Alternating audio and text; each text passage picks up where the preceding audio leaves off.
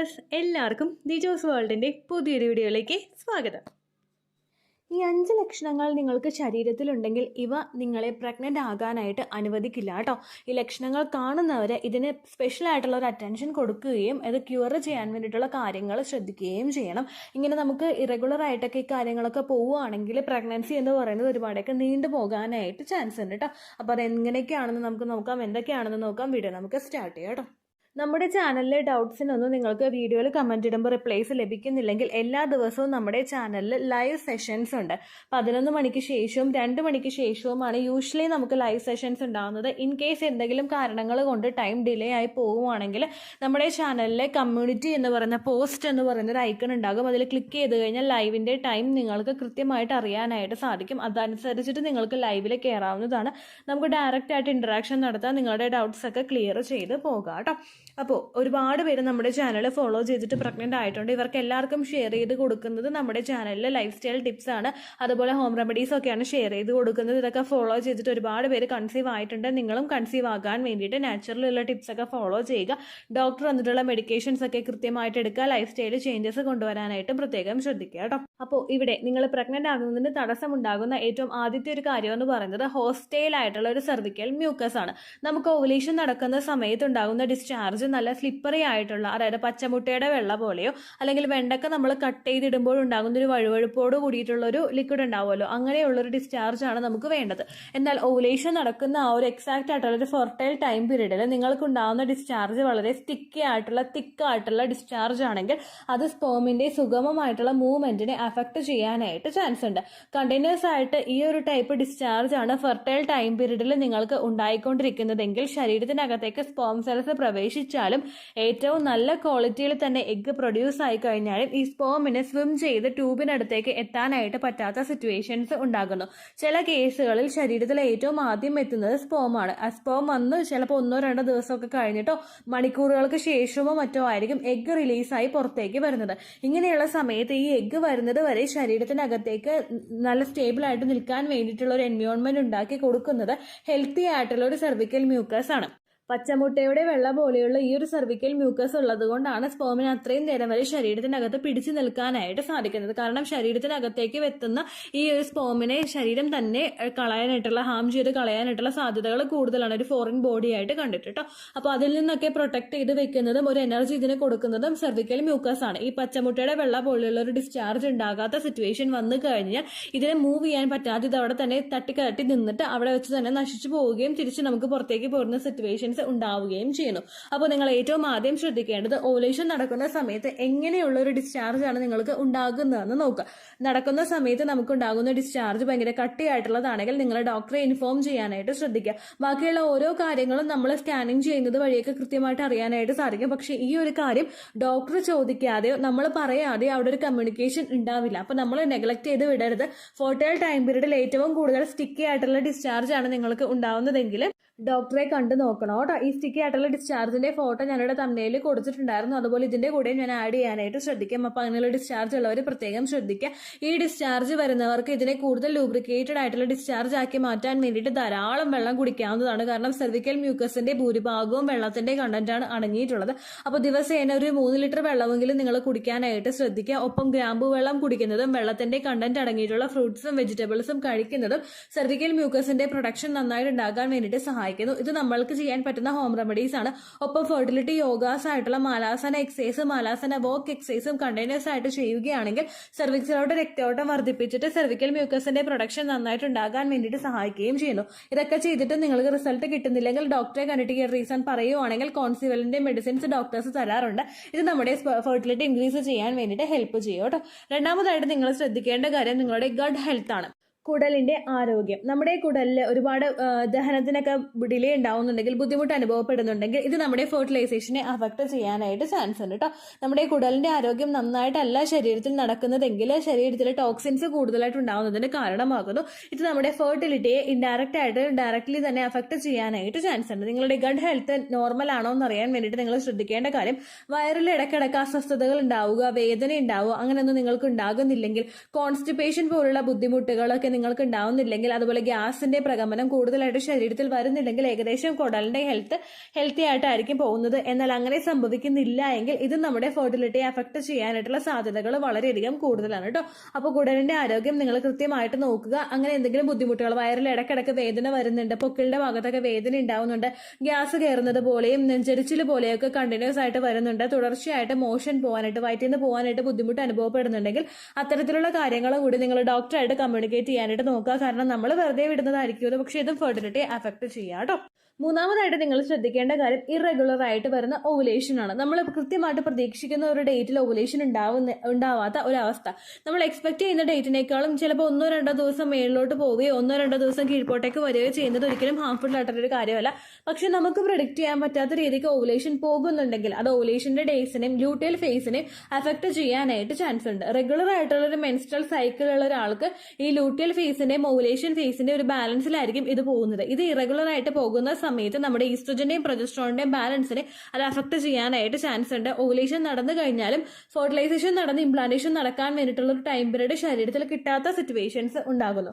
അങ്ങനെ വന്നു കഴിഞ്ഞാൽ അത് നമ്മുടെ ഫെർട്ടിലിറ്റിയെ അഫക്ട് ചെയ്യും. ഇപ്പോൾ നിങ്ങളുടെ മെൻസ്ട്രൽ സൈക്കിളിന്റെ ലെങ്ത് ഒരു 30 ഒക്കെ ആണെങ്കിൽ പീരീഡ്സിന്റെ 16ാമത്തെ ദിവസമൊക്കെ ആയിരിക്കും നമുക്ക് ഓവുലേഷൻ ഉണ്ടാകുന്നത്. എന്നാൽ നേരെ മറിച്ച് ഒരുപാട് ഇറഗുലർ ആയിട്ട് ഓവുലേഷൻ പോകുന്നു, അതായത് നമ്മളിപ്പോൾ പീരീഡ്സ് പ്രതീക്ഷിക്കുന്നതിനേക്കാളും 3-4 ദിവസം മുമ്പ് ഓവുലേഷൻ ഉണ്ടാകുന്നു, ദെൻ പീരീഡ്സിന്റെ ഡേറ്റ് ഒരുപാട് നീണ്ടു പോകുന്നു, അങ്ങനെയൊക്കെ വരുന്നുണ്ടെങ്കിൽ അത് നിങ്ങളൊരു കൺസേൺ കൊടുക്കേണ്ട കാര്യമാണ്.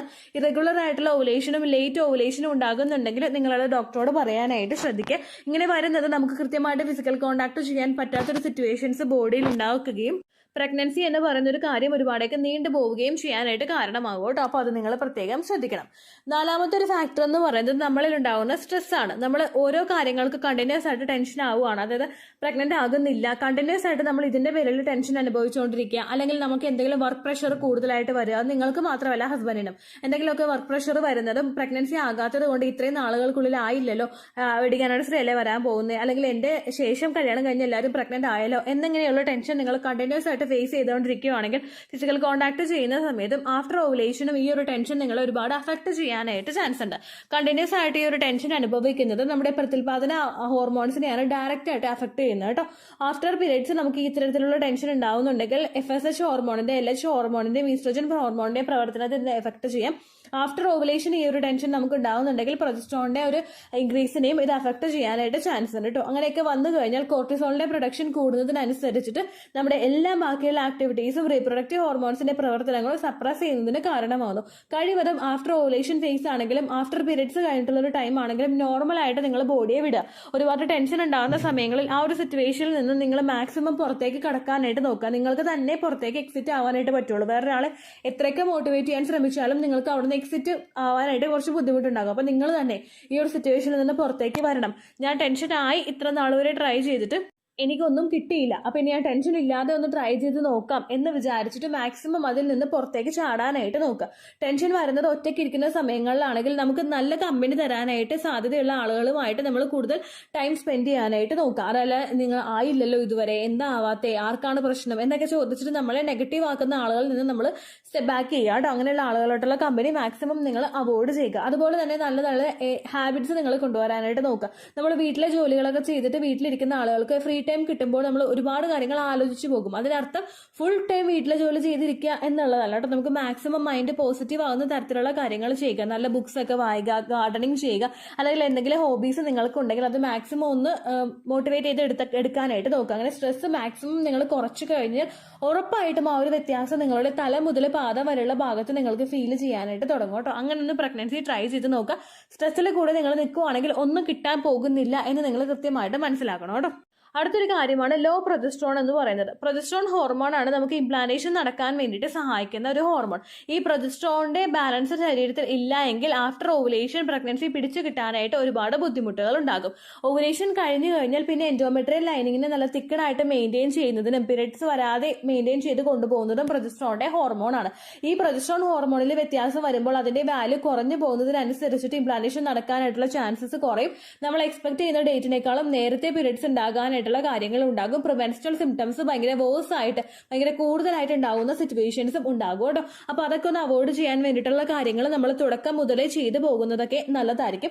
നമുക്ക് ലൂട്ടിയൽ ഫേസിന്റെ ലെങ്ത് കുറയുന്നു എന്ന് തോന്നിക്കഴിഞ്ഞാൽ, അതായത് ഓവുലേഷൻ കഴിഞ്ഞിട്ട് ഒരു 10ാമത്തെ ദിവസം അല്ലെങ്കിൽ ഒരു 8ാമത്തെ ദിവസം മുതലൊക്കെ സ്പോട്ടിങ് പോലെ സ്റ്റാർട്ട് ചെയ്യുന്നു, പിന്നീട് നേരത്തെ തന്നെ പീരിയഡ്സ് ആകുന്നു, അങ്ങനെയുള്ള ബുദ്ധിമുട്ടുകളൊക്കെ വന്നു കഴിഞ്ഞാൽ നിങ്ങൾ ഇമ്പോർട്ടൻസ് ശരീരത്തിന് കൊടുക്കണം. ഉടനെ ഡോക്ടറെ കണ്ട് പറയാനായിട്ടൊക്കെ നോക്കണം. കാരണം ഫെർട്ടിലൈസ്ഡ് ആയിട്ട് വരുന്ന എംബ്രിയോയ്ക്ക് നല്ല ക്വാളിറ്റി ഉണ്ടെങ്കിൽ കൂടി തന്നെയും അതിന് വളരാൻ വേണ്ടിയിട്ടുള്ള സിറ്റുവേഷൻസ് ഇല്ലാതെ വരുന്നു. എംബ്രിയോ അറ്റാച്ച് ആകുന്ന എൻഡോമെട്രിയൽ ലൈനിങ് ഷെഡായി പോയി കഴിഞ്ഞാൽ പിന്നെ അതിന് പിടിച്ചു വളരാനായിട്ട് സാധിക്കില്ലല്ലോ, നമുക്ക് പ്രഗ്നൻസി നഷ്ടമായി പോവില്ലേ. അപ്പൊ അങ്ങനെയുള്ള കാര്യങ്ങളും നിങ്ങൾ മാക്സിമം ശ്രദ്ധിക്കാനായിട്ട് നോക്കുക കേട്ടോ. ഇനി ഈസ്ട്രജൻ പ്രൊജസ്ട്രോൺ ഹോർമോണിന്റെ ലെവല് കുറഞ്ഞു കഴിഞ്ഞാൽ ശരീരത്തിൽ കുറച്ച് ലക്ഷണങ്ങൾ നമുക്ക് കാണാനായിട്ട് സാധിക്കും. അതെന്തൊക്കെയാണെന്നും കൂടി ഒന്ന് നോക്കാം കേട്ടോ. ഏറ്റവും ആദ്യത്തേതെന്ന് പറയുന്നത് ഉറക്കക്കുറവാണ്. നമ്മൾ ഉച്ചയ്ക്ക് കൂടുതൽ നേരം ഉറങ്ങാതെ ഇരുന്നിട്ട് കൂടി രാത്രി ഉറങ്ങുന്ന സമയത്ത് ഉറക്കം കിട്ടുന്നില്ലെങ്കിൽ അത് നമുക്ക് എന്തെങ്കിലും ഹോർമോണൽ ഇഷ്യൂസ് ഉള്ളത് കൊണ്ടായിരിക്കും. രണ്ടാമത്തേത് കൂടുതലായിട്ടും ആൻസൈറ്റിയും ഡിപ്രഷനും ഒക്കെ കണ്ടിന്യൂസ് ആയിട്ട് വരിക. മൂന്നാമതായിട്ട് നമുക്ക് വയറിൽ ഇടയ്ക്കിടയ്ക്ക് അസ്വസ്ഥതകൾ, വയറിൽ വേദനകൾ ഉണ്ടാവുക. നാലാമതായിട്ട് നൈറ്റ് നമുക്ക് സ്വെറ്റിംഗ് കൂടുതലായിട്ട് ഉണ്ടാവുക, അതായത് ഭയങ്കര ചൂട് രാത്രി സമയത്ത് ഉണ്ടാവുക. AC ഇട്ട് ഉറങ്ങിയാലും ഫാൻ ഇട്ട് ഉറങ്ങിയാലും ഒന്നും നമ്മൾ തണുക്കാത്ത തരത്തിലുള്ള ഒരു സിറ്റുവേഷൻ നമുക്ക് ഉണ്ടാവുക.